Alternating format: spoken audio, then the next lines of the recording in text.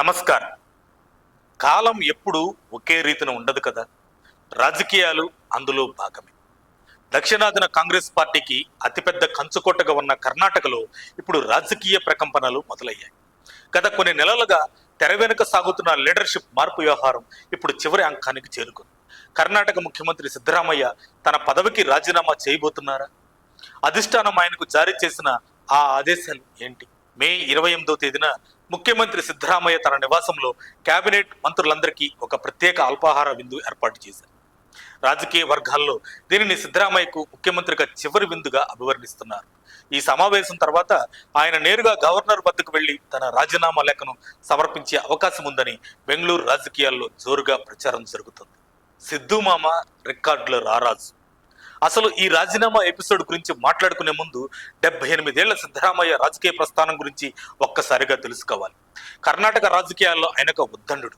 రాష్ట్రంలో అత్యధిక జనాభా కలిగిన కురుబగౌడ సామాజిక వర్గానికి చెందిన ఈయనను అభిమానులు ముద్దుగా సిద్ధు మామ అని పిలుచుకుంటారు. ఒకసారి ఆయన ట్రాక్ రికార్డ్ చూస్తే గతంలో దేవగౌడతో కలిసి పనిచేసిన సిద్ధరామయ్య జనతాదళ్ ప్రభుత్వంలో ఉప ముఖ్యమంత్రిగా పనిచేశారు. ఆ తర్వాత కాంగ్రెస్ లో చేరి 2013లో 224 స్థానాలకు గాను ఏకంగా 122 స్థానాలతో పార్టీకి సంపూర్ణ మెజారిటీ సాధించి పెట్టారు. కర్ణాటక చరిత్రలో దేవరాజ్ అరెస్ట్ తర్వాత 40 ఏళ్లలో పూర్తి 5 ఏళ్ల పదవీ కాలాన్ని పూర్తి చేసిన ఏకైక ముఖ్యమంత్రి ఆయన. ఆర్థిక మంత్రిగా ఏకంగా 13 సార్లు రాష్ట్ర బడ్జెట్ ను ప్రవేశపెట్టిన రికార్డు కూడా ఆయన సొంతం. అయితే ఆయనపై కొన్ని విమర్శలు కూడా ఉన్నాయి. కర్ణాటక లోకాయుక్త ఆయనపై 61 అవినీతి కేసులు దాఖలు చేయగా అందులో 11 పరిష్కారమయ్యాయి. మరో 50 కేసులు ఇంకా పెండింగ్ లోనే ఉన్నాయి. ఢిల్లీ డిక్టేట్, హైకమాండ్ ఆదేశం ఇదేనా? ఇలాంటి సీనియర్ నేతను కాంగ్రెస్ అధిష్టానం ఎందుకు పక్కకు తప్పుకోమంటుంది? 2 రోజుల పాటు ఢిల్లీ వేదికగా ఏఐసిసి అధ్యక్షుడు మల్లికార్జున ఖర్గే, రాహుల్ గాంధీ, కేసీ వేణుగోపాల్తో CM Siddaramaiah, deputy CM DK శివకుమార్లు విడివిడిగా ఉమ్మడిగా పలు రౌండ్ల చర్చలు జరిపారు. ఈ హై వోల్టేజ్ చర్చల అనంతరం మే 28నే సీఎం పదవికి రాజీనామా చేయాలని సిద్ధరామయ్యకు హైకమాండ్ స్పష్టమైన ఆదేశాలు ఇచ్చినట్లు తెలుస్తుంది. దీని వెనుక ఒక భారీ జాతీయ వ్యూహం ఉంది. రాహుల్ గాంధీ దేశవ్యాప్తంగా బలంగా వినిపిస్తున్న కులగణన, సామాజిక న్యాయం నినాదానికి దేశంలోనే అత్యంత కీలకమైన ఓబీసీ ముఖ్యతంగా ఉన్న సిద్ధరామయ్యను బ్రాండ్ అంబాసిడర్ గా వాడుకోవాలని అధిష్టానం భావిస్తుంది. అందుకే జూన్ 18న జరగబోయే రాజ్యసభ ఎన్నికల్లో ఆయనను బరిలోకి దించి ఢిల్లీ కేంద్రంగా జాతీయ రాజకీయాల్లోకి తీసుకురావాలని పక్కా స్కెచ్ వేసింది. డీకే శివకుమార్ కు హైకమాండ్ హ్యాండ్ ఇస్తుందా?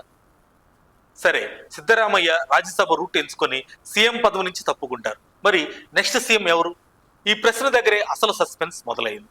2023 ఎన్నికల విజయం తర్వాత అధిష్టానం సమక్షంలో కుదిరిన పవర్ షేరింగ్ ఫార్ములా ప్రకారం సగం పదవీకాలం ముగిశాక తనకు సీఎం పదవి ఇవ్వాలని డిప్యూటీ సీఎం డీకే శివకుమార్ గట్టిగా పట్టుబడుతున్నారు. కానీ సిద్ధరామయ్య వర్గం మాత్రం డీకేకి పదవి అప్పగించడానికి ఏమాత్రం సుముఖంగా లేదు. ఒకవేళ ఈ ఇద్దరు నేతల మధ్య సయోధ్య కుదరకపోతే మధ్య మార్గంగా సాక్షాత్ ఏఐసిసి అధ్యక్షుడు మల్లికార్జున ఖర్గేనే కర్ణాటకకు సీఎంగా పంపే ఆలోచన కూడా కాంగ్రెస్ పెద్దల పరిశీలనలో ఉన్నట్లు జోరుగా ప్రచారం జరుగుతుంది. ప్రస్తుతానికి కాంగ్రెస్ అధికారికంగా ఈ వార్తలను ఖండిస్తున్నా తెర వెనుక మాత్రం పవర్ ట్రాన్స్ఫర్ స్క్రిప్ట్ సిద్ధమైపోయింది. మే 28 ఉదయం కేబినెట్ సహచరులతో సిద్ధరామయ్య నిర్వహించే బ్రేక్ఫాస్ట్ తర్వాత ప్రెస్ మీట్ లో ఈ పొలిటికల్ సస్పెన్స్ కు తెరపడనుంది.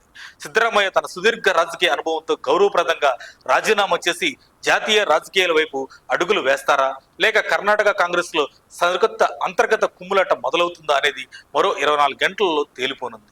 మరి డీకే శివకుమార్ కు ముఖ్యమంత్రి అయ్యే ఛాన్స్ దక్కుతుందా? ఈ పరిణామాలపై మీ అభిప్రాయం ఏంటో కామెంట్ చేయండి. మరిన్ని అప్డేట్స్ కోసం మా కాయ్ టీవీని సబ్స్క్రైబ్ చేసుకోండి. మా వీడియో కనుక మీకు నచ్చినట్లయితే లైక్ చేయండి, షేర్ చేయండి.